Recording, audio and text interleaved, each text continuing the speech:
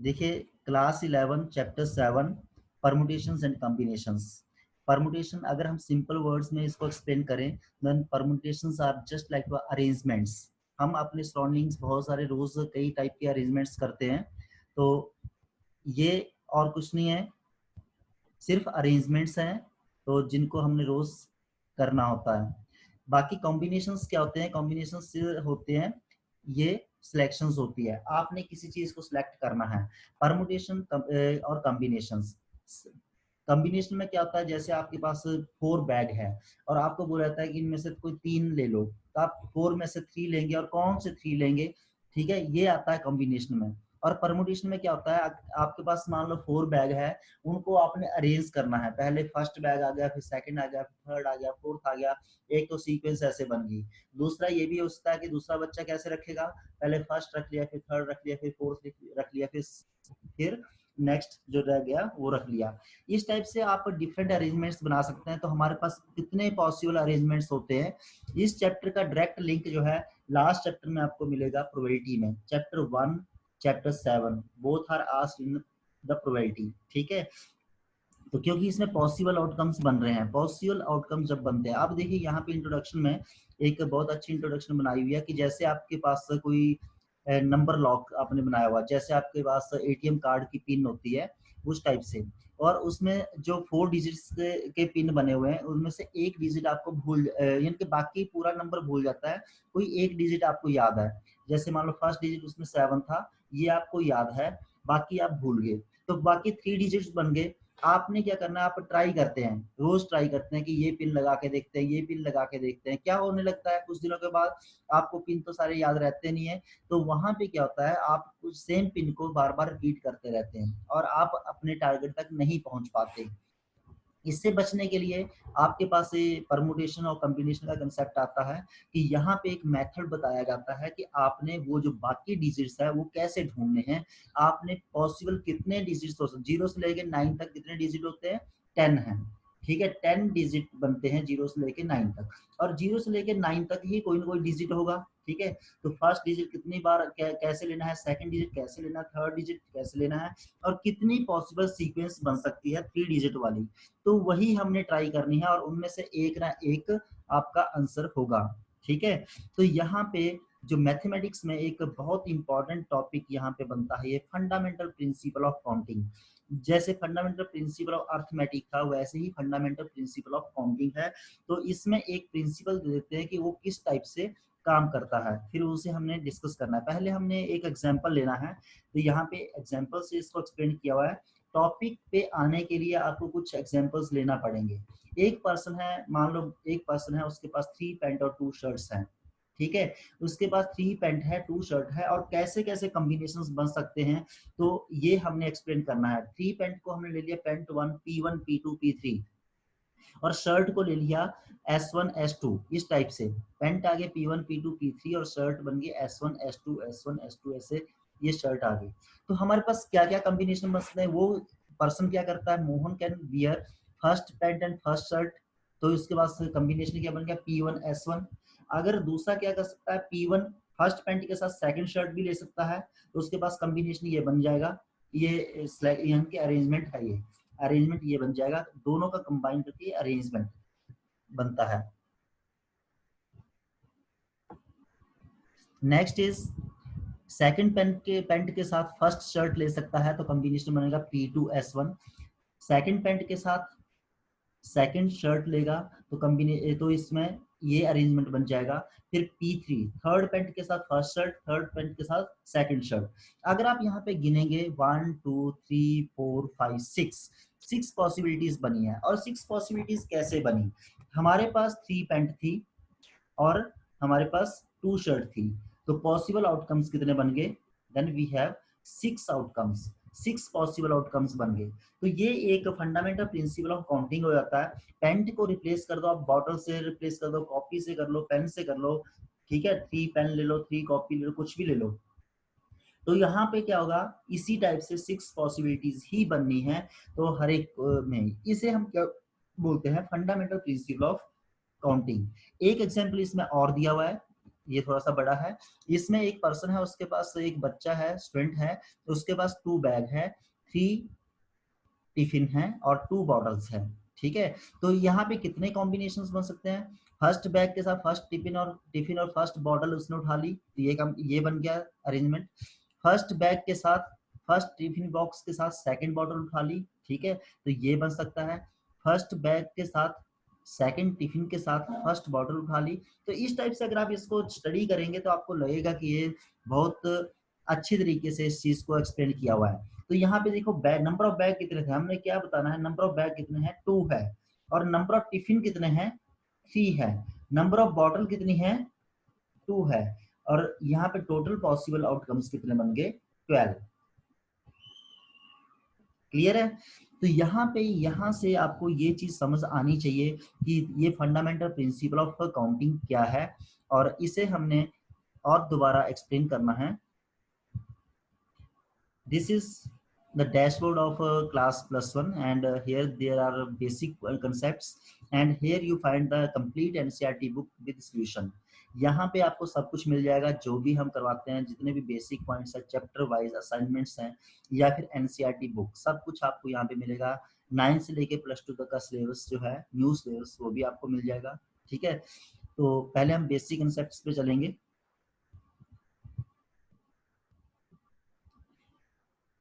देखिए, permutation and combination है, तो in simple words permutation is an arrangement and combination is a selection. कई बार जो वर्ड होते हैं उनमें बच्चे उलझे रहते हैं कि परमुटेशन क्या है। परमुटेशन कुछ नहीं है, ये सिर्फ अरेंजमेंट है, और कॉम्बिनेशन क्या है, ये सिलेक्शन होती है। There are 2 methods of arranging the objects when repetition is allowed. 2 case बनते हैं कि अगर मान लो कोई चीज रिपीट हो रही है तो क्या होगा, और जब रिपीट नहीं होती है तो क्या होगा। हमने पहले भी प्रोबेबिलिटी में ये चीज की हुई है, रेपिटेशन अलाउड है, तो हमारे पास क्या बनता है, if there are m objects and we want to make the group of n objects, ठीक है, then total number of arrangements are given by m raise to power n।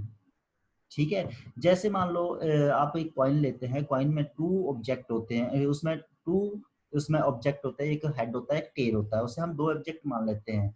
ठीक है, उसको हमने कितने ट्रायल करते हैं, 2 ट्रायल किए, तो उसके आउटकम्स क्या बनते हैं, 2 रेज टू पावर 2 बनते हैं। अगर 3 ट्रायल्स है, 2 रेज टू 3 है। अगर जैसे अगर डाई का केस लेते हैं, डाई में एक डाई को फेंकते हैं तो उसमें 6 आउटकम्स बनते हैं। अगर उस डाई को 4 बार फेंकते हैं तो उसमें कितने आउटकम्स बन गए, 6 रेज टू पावर 4। अगर 2 टाइम करते हैं तो 6/2 आता है। इसी टाइप से ये एक फॉर्मूला है कि if there are m objects and we want to make the group of n objects, हमारे पास m ऑब्जेक्ट है, तो उनमें से हमें n नंबर ऑफ ऑब्जेक्ट का ग्रुप बनाना है, तो हमारे पास क्या अरेंजमेंट बनेगा, m raise to power n। तो आपने ये रखना है कि जब रिपीटेड केस आता है, जब हम एक कॉइन को एक बार फेंका, हमारे पास 2 ऑब्जर्वेशंस आए, उसको दूसरी बार फेंका तो फिर 2 आए, दूसरी बार फिर फेंका फिर 2 आए, तो इसमें कितने अरेंजमेंट्स बन सकते हैं, कितने पॉसिबिलिटीज बन सकती है इसकी। तो हम इसे किस मेथड से करते हैं, क्या लिखते हैं इसमें, 2 रेज टू पावर n लिख लेते हैं। उसमें फॉर्मूला क्या बना लेते हैं, 2 रेज टू पावर n। यहाँ पे 2 क्या है, एक ट्रायल के ऑब्जेक्ट्स है। जब हम एक ट्रायल करते हैं तो उसमें क्या ऑब्जेक्ट्स मिलते हैं, हमें हेड और टेल मिलते हैं। और n क्या है, नंबर ऑफ ट्रायल्स हैं, कितने हमने ट्रायल्स किए, ठीक है, कितनी बार उसे हमने रिपीट किया, उसी कंसेप्ट उसी प्रोसेस को रिपीट किया। रेपिटेशन अलाउड हो रही है, बार बार वही चीज आ रही है, तो जब रेपिटेशन अलाउड होती है तो हमारे पास ये फॉर्मूला होता है परमुटेशन निकालने का, यानी कि जब कितनी अरेंजमेंट्स, यहाँ पे हम परमुटेशन ना भी बोले तो अरेंजमेंट्स होते हैं, ये वेज होते हैं, मेथड होते हैं, तरीके होते हैं, कितने तरीके से किसी चीज को हम अरेंज कर सकते हैं, number of ways in which the particular object can be arranged. ठीक है, when repetition is not allowed, जब रेपिटेशन अलाउड नहीं होती है तो इसमें क्या कैसे करते हैं, फंडामेंटल प्रिंसिपल ऑफ काउंटिंग से हम इसको करते हैं। तो अब फंडामेंटल प्रिंसिपल ऑफ काउंटिंग आपने जनरली मेथड जो देखा है उससे आपने समझ आ गया होगा। तो if an event can occur in m different ways, कोई इवेंट है जो m डिफरेंट वेज से होती है, following which another event can occur in n different ways. एक इवेंट है जो m m वेज से होती है, m यानी कि टोटल नंबर ऑफ वेज कितने हैं, तरीके कितने हैं, वेज मतलब मेथड्स, तरीके। तो एक हैपनिंग है, एक इवेंट है जो m वेज से होती है, दूसरी हैपनिंग है n वेज से होती है, तो टोटल नंबर ऑफ ऑकुरेंस या टोटल पॉसिबल आउटकम्स की वैल्यू बन जाती है m इंटू n।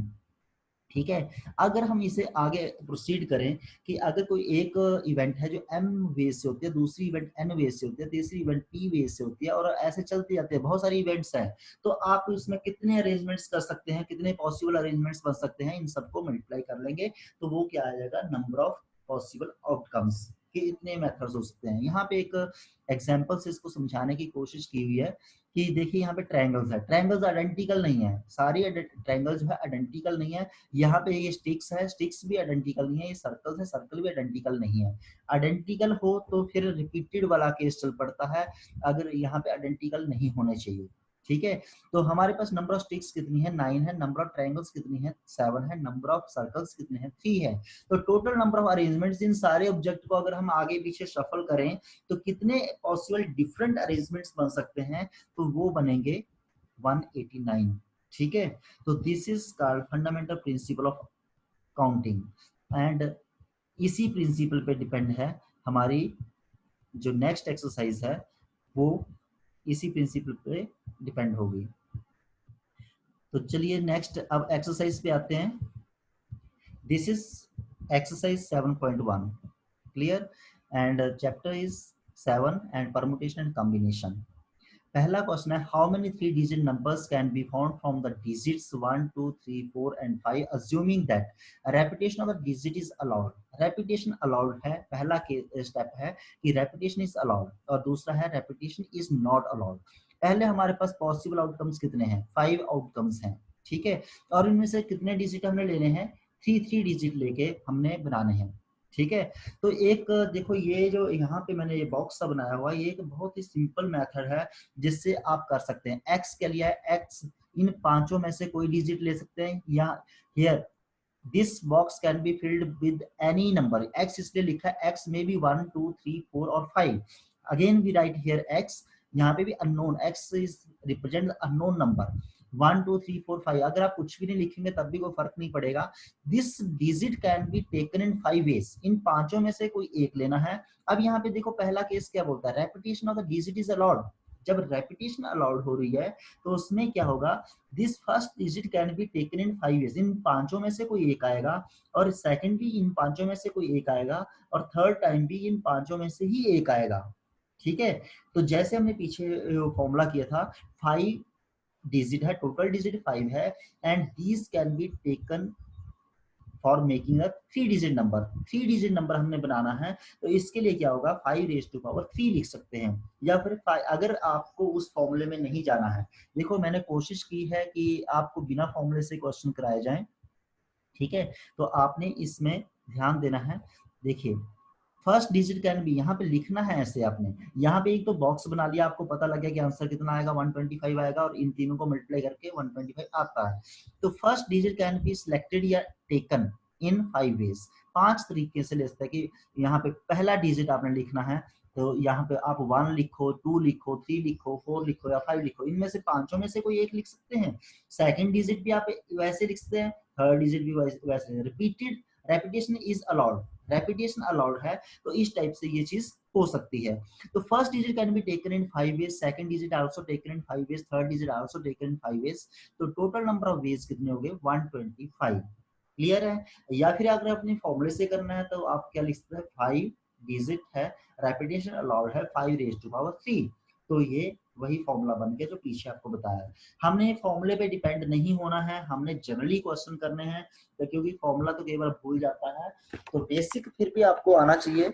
आपको हर तरीके से जब आप किसी प्रॉब्लम को करते हैं तो उसमें अच्छी तरह से कमांड हो जाती है। Next is repetition of the digit is not allowed, no repetition is not allowed. तो सेकंड केस क्या बन गया, रेपिटेशन अगर नहीं अलाउ होगी तो हमारे पास क्या होगा, फर्स्ट डिजिट जो है हमारे पास 5 पॉसिबिलिटीज है, 5 डिजिट है, पांचों में से पहले प्लेस पे तो हम कोई भी डिजिट रख सकते हैं, पर यहाँ पे एक डिजिट आ गया। यहाँ पे जब हमने इस नंबर की सिलेक्शन की है, चाहे आप 5 इधर लिखो चाहे इधर लिखो, कोई फर्क नहीं पड़ेगा। अगर हमने पहला डिजिट ये सिलेक्ट कर लिया है तो उसके बाद जो सेकंड डिजिट है, यहाँ पे एक डिजिट आ गया, यहाँ पे मान लो हो सकता है 4 हमने लिख लिया, तो अब हमारे पास कौन से बचे, 1 2 3 और 5। यही डिजिट बचे, 4 नहीं बचा। बाय चांस अगर हमने, और एग्जांपल अगर हमने 4 यहाँ पे लिखा तो हमारे पास 4 डिजिट बच गए, तो एक यहाँ पे लिख दिया तो एक और कम हो गया, हमारे पास कितने बच गए, 3 डिजिट बच गए। तो उन्हीं को हमने अरेंज करना है। तो इस टाइप से जब रेपिटेशन अलाउड नहीं होगी तो एक एक डिजिट कम होता जाएगा। तो 5 into 4 into 3 this is equal to 60। ठीक है, तो इस टाइप से ये चीज चलेगी। अगर 3 डिजिट वाले हैं तो इस टाइप से, अगर एक डिजिट और है यहाँ पे तो फिर 2 आएगा, एक डिजिट और है तो फिर 1 आएगा। ठीक है, तो उतने ही तरीके से चलेंगे। How many three-digit even numbers can be found from the digits 1, 2, 3, 4, 5, 6? If the digits can be repeated, अगर इन डिजिट्स को रिपीट करें तो 3 डिजिट इवन नंबर्स, यहाँ पे ध्यान रखना है, एक तो 3 डिजिट है तो हमने 3 बॉक्स बना लिए, और दूसरा इवन लिखा है। पहले हमें पता होना चाहिए कि इवन नंबर्स कौन से हैं, 2 है, 4 है, 6 है। कितने इवन नंबर है, 3 है। तो इवन नंबर कहाँ आता है, जब हम कोई नंबर बनाते हैं तो उसके लास्ट में यूनिट प्लेस पे इवन आता है। तो यहाँ पे इवन डिजिट कितने बनेंगे, 3 हमारे में, इसलिए हमने यहाँ पे ये फिक्सेशन कर दी है। और यहाँ पे लिखा है कि if the digits can be repeated, digit repeat हो रहे हैं, टोटल क्या है यहाँ पे 3, यहाँ पे मान लो 2 लिख दिया तो 2 यहाँ पे भी लिख सकते हैं, यहाँ पे भी लिख सकते हैं, इसका मीनिंग ये है। तो यहाँ पे 3 में से कोई एक इवन नंबर यहाँ पे होगा हर एक नंबर के। This digit can be taken in 6 ways, this digit can be taken in 6 ways because repetition is allowed. अगर रेपिटेशन अलाउड नहीं होती तो यहाँ पे एक डिजिट हमने यहाँ पे लगा लिया तो यहाँ पे कितना आता, यहाँ पे 5 होता, यहाँ पे 4 होता, या फिर ये 4, 5 इधर 4 इधर, आप जैसे मर्जी लिख लो, पर इवन नंबर 3 ही रहेंगे। ठीक है, तो यहाँ पे unit even digit can be selected. Unit digit, ये यूनिट डिजिट होता है, पहला डिजिट यूनिट होता है। Unit even digit can be selected in 3 ways। या यहाँ पे जो इवन नंबर, यहाँ पे इस प्लेस पे या तो 2 आ सकता है, या 4 आ सकता है, या 6 आ सकता है। सिर्फ हमारे पास 3 ही पॉसिबिलिटीज है, चौथी पॉसिबिलिटी नहीं है, इसलिए हमने यहाँ पे क्या लिखा, 3 लिखा। फिर इसके बाद दो डिजिट, दो प्लेसेस और बच गए। This digit can be taken in 6 ways and this digit can be taken in 6 ways। तो यहाँ पे 6 into 6 into 3 108, total number of ways आ गए 108। इतने इवन नंबर बनेंगे। अगर हम 1 से लेके 6 तक डिजिट लेते हैं तो टोटल कितने इवन नंबर बनेंगे। देखो, अगर आपसे सिंपल क्वेश्चन पूछे 1 से लेके 6 तक सारे डिजिट लो, टोटल पॉसिबल इवन नंबर कितने बनते हैं अगर हमारे पास डिजिट रिपीट होते हैं। तो आप सीधा, अगर आपको कम इसमें परमुटेशन का नॉलेज है तो आप इसको इस टाइप से कर सकते हैं।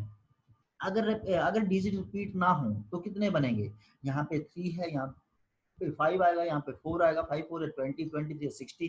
तो टोटल कितने नंबर बनेंगे, 16। अगर आपको इसकी नॉलेज नहीं है तो क्या करेंगे, आप सारे कॉम्बिनेशंस लिखते रहेंगे। पहले 1 1 3, पहले 1 2 2 लिखेंगे, 1 2 1 3 2 लिखेंगे, इस टाइप से लिखते जाएंगे। तो कोई छूट जाएंगे, कोई बन जाएंगे, और पूरे 108 नहीं हो पाएंगे।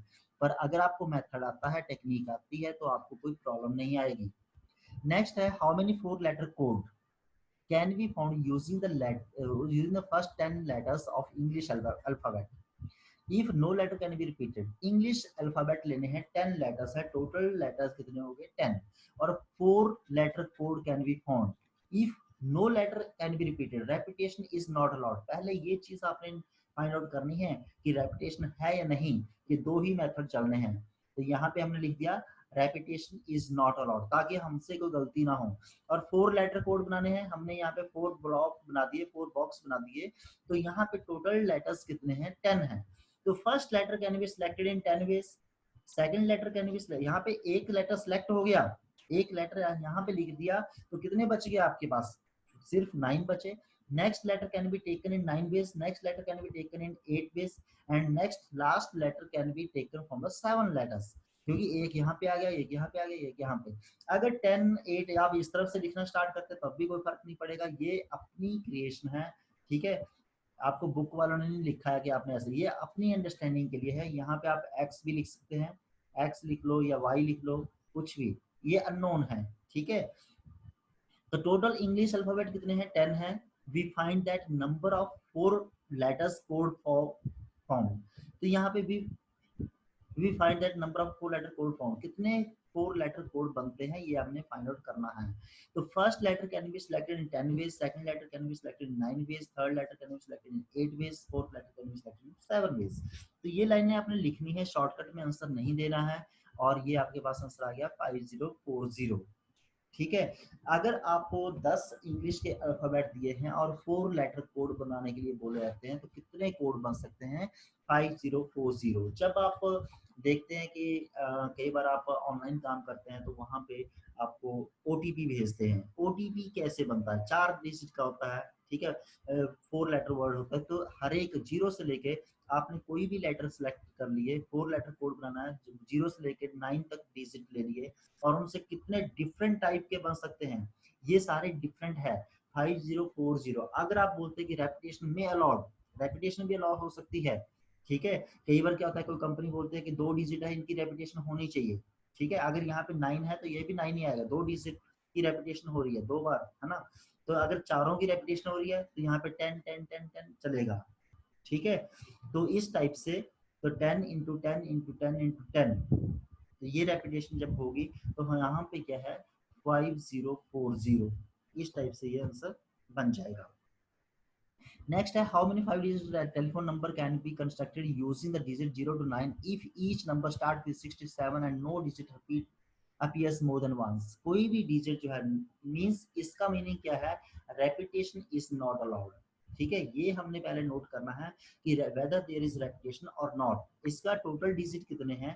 टोटल डिजिट हमारे पास कितने हैं? 10 है। और कोई भी जो टेलीफोन नंबर है, सारे टेलीफोन नंबर 67 से स्टार्ट होंगे, तो हमने क्या, टेलीफोन नंबर कितने डिजिट का बनेगा?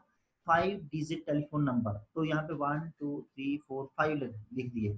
और 67 67 तो फिक्स है, ये 6 7 तो फिक्स है। जब ये दो फिक्स हो गए तो 0 से 9 तक टोटल डिजिट कितने थे? 10 है, दो तो यहाँ पे फिक्स कर दिए, तो कितने रह गया? 8 रह गए, ठीक है। तो first letter can be selected in 8 ways. तो इनसे हमें कोई लेना देना नहीं है, हमने सिर्फ इन 3 को ही सिलेक्ट करना है, इन 3 डिजिट को ही सिलेक्ट करना है। First digit can be selected in 8 ways, second digit can be selected in 7 ways, third digit can be selected in 6 ways। तो इस टाइप से कितने बन गए टोटल वेज? 336। मल्टीप्लाई चेक कर लेना, ठीक है। तो इस टाइप से इतने इसके टेलीफोन नंबर बन सकते हैं, 0 से लेकर 9 तक अगर डिजिट लें, और सभी नंबर जो है 67 से स्टार्ट हो। आपने देखा होगा कि जब टेलीफोन नंबर है तो एक इलाके के टेलीफोन नंबर पहले होते थे कि सभी का फर्स्ट लेटर जो है फिक्स होता था, 2 है। इस इलाके में जैसे पंजाब में आएंगे तो 2 आएगा, अगर महाराष्ट्र में जाएंगे 3 आएगा, ठीक है, या 1 आएगा। तो दिल्ली का अलग कोड, यानी कि वो जो फर्स्ट लेटर है वो उस स्टेट को दिखाता था, इस स्टेट के नंबर्स हैं, इस स्टेट में इस टाइप के नंबर्स हमने देने हैं। वो डिफरेंशिएशन के लिए अरेंजमेंट्स से ही उन चीजों को बनाते हैं। बाकी जो डिजिट बच गए उससे कितने टेलीफोन नंबर्स बन सकते हैं? जब पॉपुलेशन बढ़ गई, नंबर ऑफ कनेक्शन बढ़ने लगे, तो उन्होंने एक डिजिट और बढ़ा दिया, सबके आगे 2 के आगे एक और 2 लगा दिया, तो उसे फिक्स कर दिया और बाकियों को शफल कर दिया। उससे नंबर ऑफ टेलीफोन बाकी पॉसिबल आउटकम्स बना लिए। A coin is tossed 3 times and the outcomes are recorded. How many possible outcomes are there? अब ये रेपिटेशन वाला केस आता है, जब देखिए कॉइन का केस हो, डाई का केस हो, जब भी लिखा हो तो उसमें रेपिटेशन नहीं लिखा होगा, या रेपिटेशन वाला केस कुछ नहीं लिखा होगा, रेपिटेशन के बारे में कुछ नहीं लिखा होगा। पर ये ऑलरेडी अंडरस्टूड है कि जब भी कॉइन को टॉस करते हैं तो 3 टाइम्स टॉस कर रहे हैं, तो 2 पॉसिबल आउटकम्स है जो बार बार रिपीट होते हैं। जब तो इसमें अपने आप ये क्या बन जाता है, रेपिटेशन इज अलाउड, ठीक है। अगर हमें डिटेल में करना है, एक तो सीधा फॉर्मूला आपको बताया है 2 raised to 3 आ जाएगा। दूसरा है कि when one coin is tossed then possible outcome क्या बनेगी? 2। When second coin is tossed then possible outcome again we get 2। When third coin is tossed then again we get 2। तो यहाँ पे इन तीनों को मल्टीप्लाई करेंगे, 2 raised to 3 बन जाएगा। कई बार जब हम पहले क्वेश्चंस करते हैं, स्टूडेंट्स बोलते हैं ये फॉर्मूला कैसे बना। अब आपको क्लियर हो गया कि ये फॉर्मूला कैसे बना, कि पहली बार पहले एक कॉइन को आप 3 बार टॉस करो या 3 कॉइन को इकट्ठे एक बार टॉस करो, बात तो एक ही है। अगर आपने पहली बार टॉस किया 2 आउटकम आएंगे, दूसरी बार भी 2 आएंगे, तीसरी बार भी 2 आएंगे। और according to fundamental principle of counting we have to multiply these 3, 2 into 2 into 3, 2 into 2 into 2, इनको 3 बार मल्टीप्लाई करना है, वी गेट 8। तो ये फॉर्मूला कैसे बनता है? This formula is derived from fundamental principle of counting. Next इसका इस एक्सरसाइज का लास्ट क्वेश्चन है ये कि five given, five flags of different colors, how many different signals can be generated if each signal requires the use of two flags one below the other. आपके पास five, आपने एक कपड़ा लिया है, कपड़े डिफरेंट कपड़े लिए हैं और उनके क्या बना दिए, फाइव फ्लैग्स बना दिए, ठीक है। और उनसे सिग्नल क्रिएट करने हैं, सिग्नल क्रिएट करने हैं दो दो को जोड़ के, आपने दो पीसेस को जोड़ के एक सिग्नल बनाना है, इस टाइप के सिग्नल बन जाएंगे।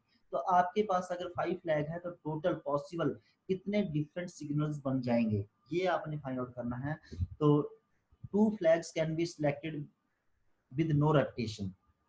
तो यहाँ से हमने, हमारे पास फाइव फ्लैग्स हैं, इनमें से दो फ्लैग आपने सिलेक्ट करना है। और डिफरेंट पूछा है, यहाँ पे लिखा है देखिए, different signals can be generated. जब डिफरेंट सिग्नल तभी बनेंगे जब रेपिटेशन अलाउड नहीं होगी।